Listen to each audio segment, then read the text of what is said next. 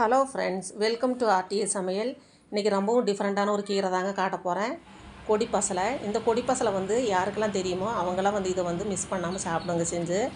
இது இலைகளை நல்லா எடுத்து நல்லா ஃப்ரெஷ்ஷாக கழுவி எடுத்துக்கலாங்க. கழுவி எடுத்து பின்னாடி பொடி பொடியாக கட் பண்ணிக்கலாம். ஏன்னா பெருசாக போட்டு நம்ம கடையும் போது ரொம்ப லேட் ஆகும். அதனால் பொடி பொடியாக கட் பண்ணிக்கலாம். இப்போ சின்ன வெங்காயம் நமக்கு தேவையான அளவு சின்ன வெங்காயம், ஒரு தக்காளி பழம், காரத்துக்களவாக பச்சை மிளகா சேர்த்து ஒரு கடாயில் ஒரு டம்ளர் தண்ணி ஊற்றி கொஞ்சம் பூண்டு போட்டு நல்லா வேக வச்சுக்கலாம். இந்த கழுவி எடுத்து கட் பண்ண கீரையை அப்படி வச்சுக்கோங்க. இந்த வெங்காயம் தக்காளி நல்லா வெந்தது இந்த கீரையை அதில் சேர்த்திக்கலாங்க. இது சேர்த்துன பின்னாடி தேவையான அளவு உப்பு போட்டுக்கலாம்.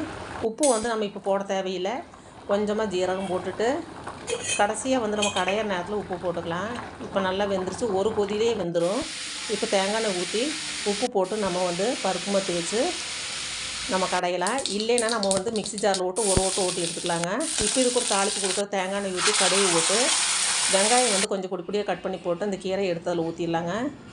ஊற்றி ஒரு கொதி வந்தது இறக்கி வச்சிடலாம். சூப்பரான கீரை கடையில் அருமையாக ரெடி ஆயிடுச்சு. ரொம்ப உடம்புக்கு நல்லது, சூட்டை தணிக்கக்கூடியது, ஜீரண சக்தியை கொடுக்கக்கூடியது. நீங்களும் ட்ரை பண்ணி பாருங்கள். பிடிச்சிருந்தால் லைக் பண்ணி ஷேர் பண்ணி சப்ஸ்கிரைப் பண்ணுங்கள். நன்றி, வணக்கம்.